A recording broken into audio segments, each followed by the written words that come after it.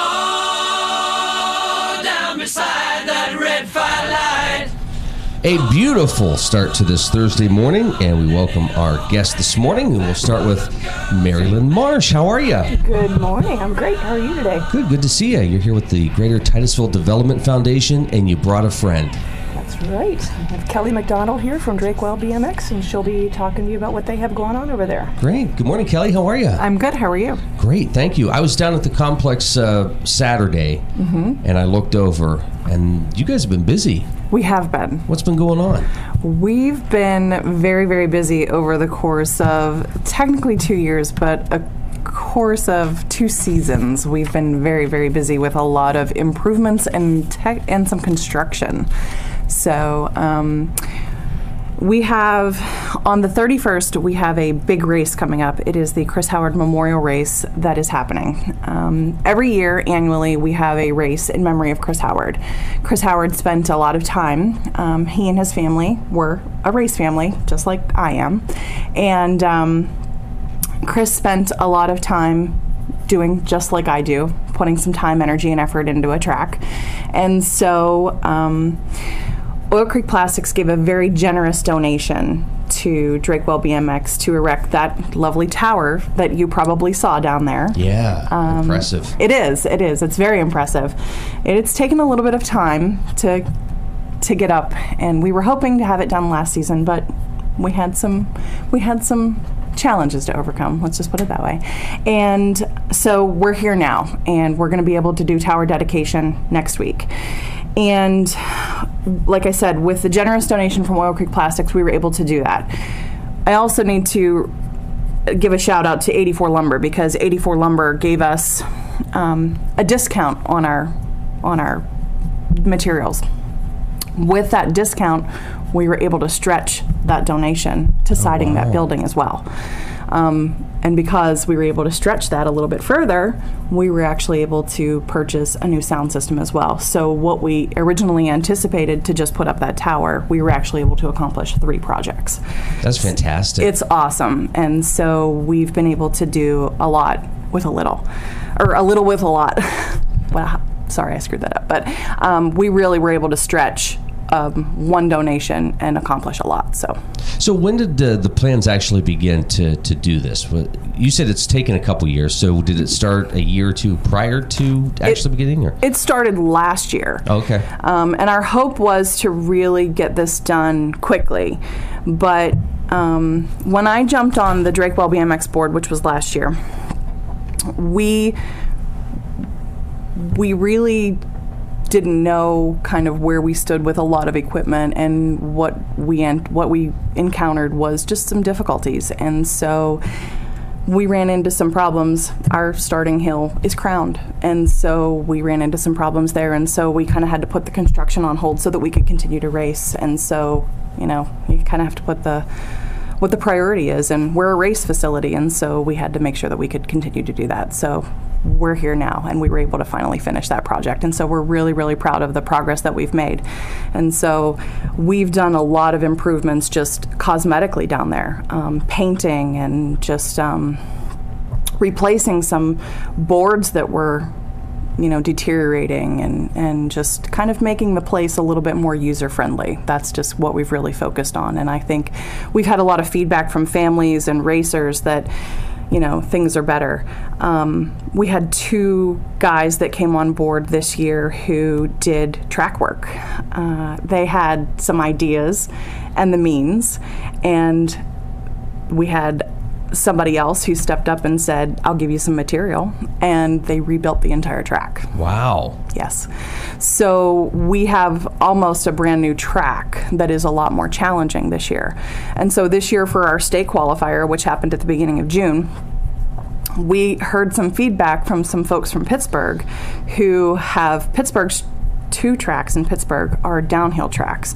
So you get a lot of momentum. We're a flat track, so you really have to work. And so now that we have higher jumps and a little bit more challenging and technicality with our track, we're hearing that, man, you have to have some skill, and you have to have some endurance, and you have to have a little bit of, cardio to be able to make it through our track. So we have a little bit of we have a little bit of an edge now, and I'm seeing that even with my own children, that they're getting stronger and faster when they're going to other tracks simply from riding hours. So having a tougher track is actually attracting people to the facility. You bet.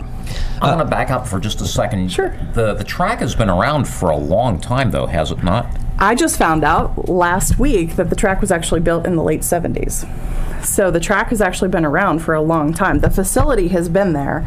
The track has undergone a few changes and rebuilds along the way. So it's gone through some growing pains and some changes. So it has been.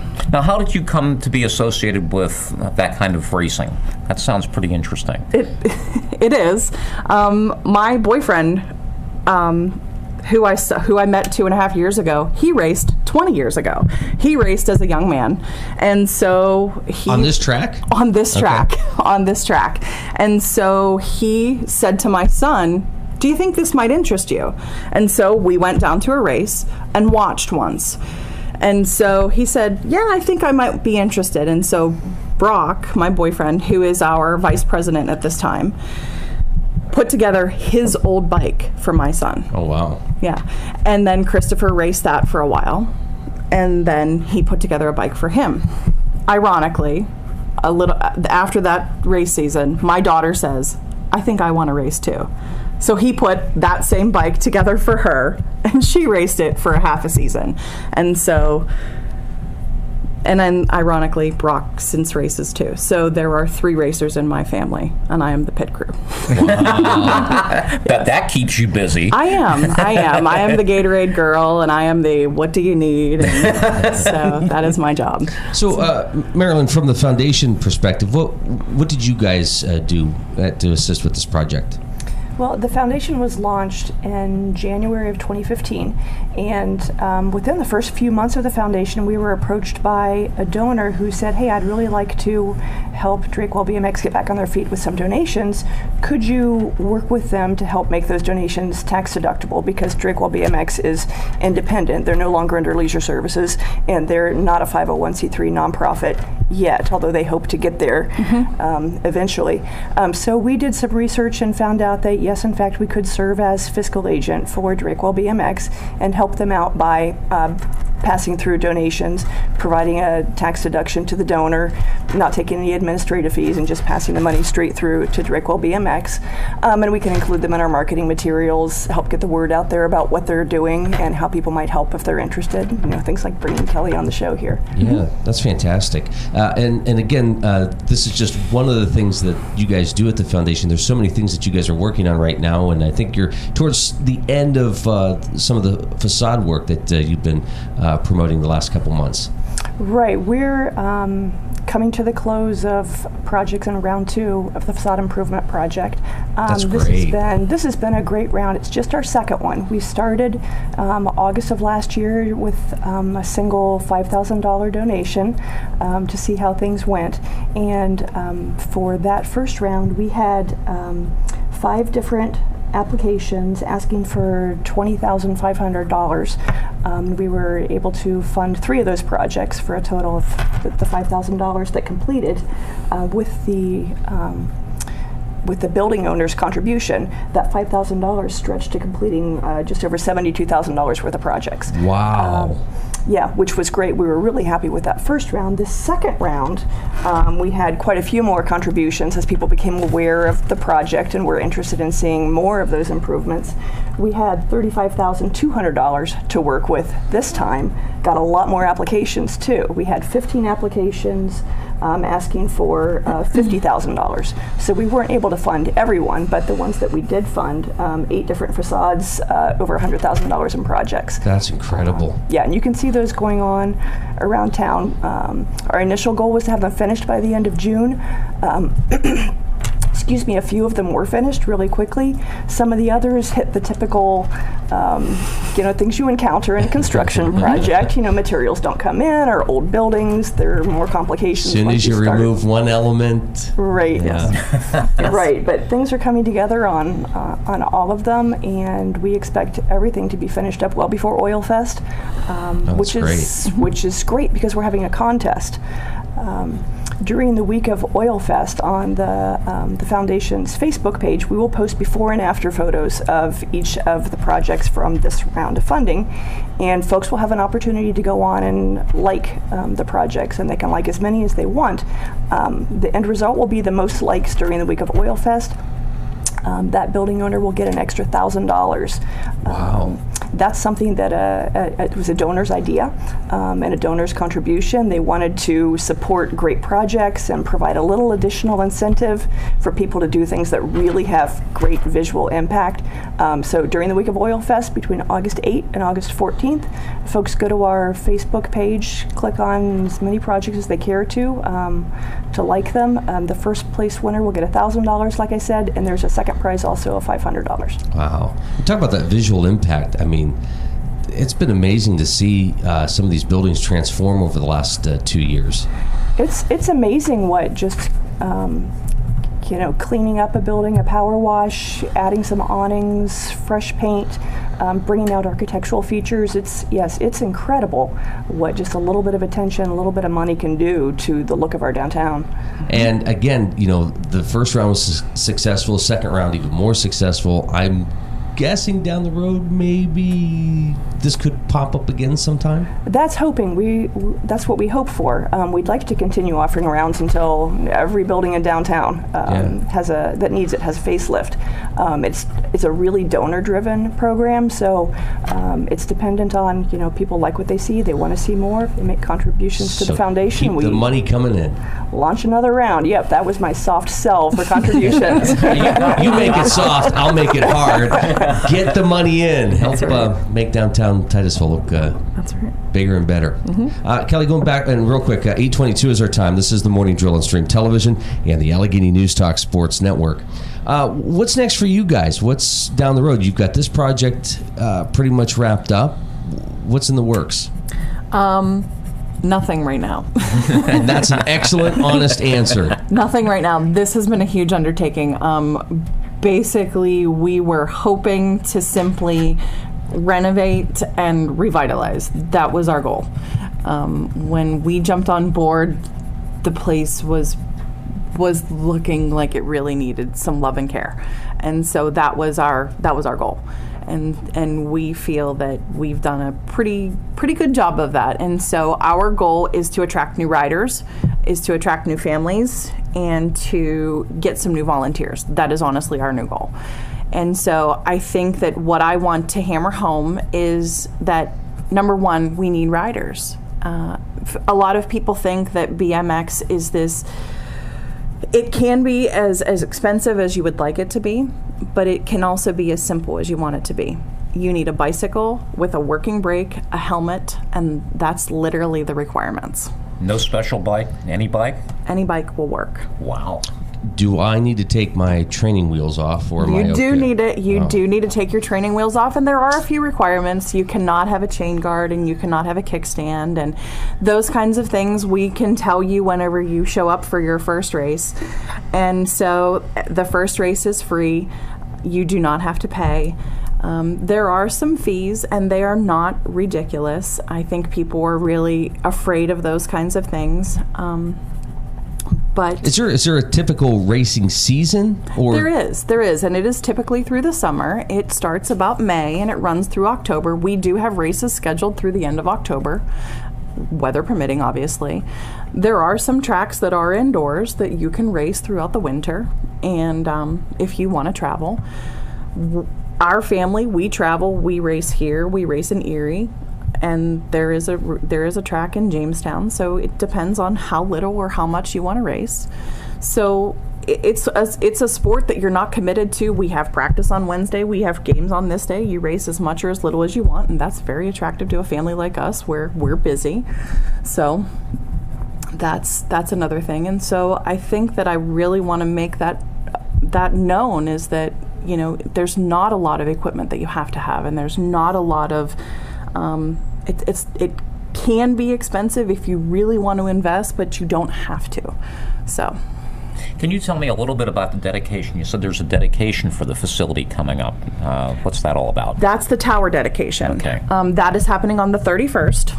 That is going to happen in between races.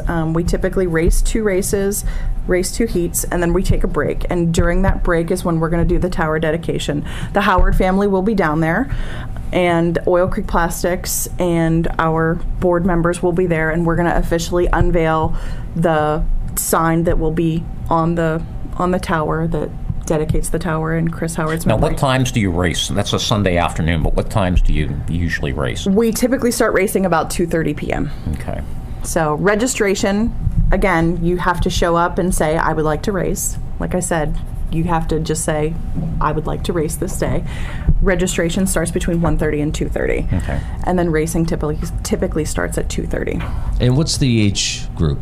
You can race as little as 2. Wow. And we have racers that are as old as 50, 60. Really? Yes. Yes. I have the manager of the team that my son races on races with his grandkids. And one of the cool things about BMX that Kelly alluded to is it's a family event. When there is a big event at the track, it draws crowds. Yes. I was down there. I just happened to be going for a walk through the recreation complex one weekend last summer, and it was like a tent city. Yes. There were how many people do your events draw? Our state qualifier this year, we had 154 riders. Really? 154 riders. That is entrance into our state qualifier. Wow. That meant that 154 riders brought their families with them.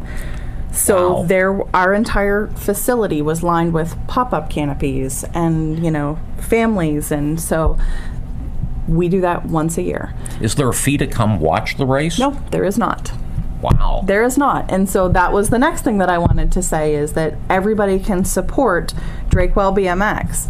You can support us by showing up on a Sunday and coming to support us by coming to watch a race. There's nothing that you can do to help us than cheering on some kids. There are a few kids that just have their family, and cheering them on is extremely supportive. Or buying a hot dog at the concession stand puts money back into our organization. Those kinds of things. Or if you have a talent or a skill, we absolutely need that help. We you won't find that here. We have a core group of people, but we all work full-time jobs, and we all are, we're pulled in 10 different directions. So we need time and talent, and or if you're a facility or an organization and you have, you want to donate goods and services, we absolutely will take that. Just a prime example was Titusville Beverage was one of the ones they gave us 10 bags of ice. Something like that went a long way for our state qualifier. That filled up coolers so that we could keep our water cool, and So it sounds like you're getting a lot of community support. we really are. And like I said, a lot of people were very leery there were problems in the past, and what I did was, if you don't want to give us money, I'll take goods and services. That's what we need. We just need help. And people were very, very generous in terms of doing that. It sounds like the foundation was also able to step in and help Absolutely. facilitate those funds for you. Absolutely. Right, to offer that tax deduction. Yes. People are looking for that. Yes. Yeah, and it's good for the community because with this number of people coming into town, they're going to most likely visit some of our local businesses and spend some money. Absolutely. And one of the other things that the foundation has also offered, which we were able to secure last year, was we were actually able to write for a grant, and we were actually able to secure a grant. We got a grant for a bike rack. We were a BMX facility, and we didn't even have a bike rack. Wow. Kelly, if folks have an interest, how can they get a hold of you? We are on Facebook, Drake Well BMX. We also have a website, drakewellbmx.com. All right. And for the foundation, Marilyn, how can folks reach you? They can find us on the web at titusvillefoundation.org. They can call us at 827-3668. Or they can just track me down or track down one of our board members. Excellent. Ladies, thank you so much for coming in today. Final Look at News is coming up next. Thank you. This is how an angel goes.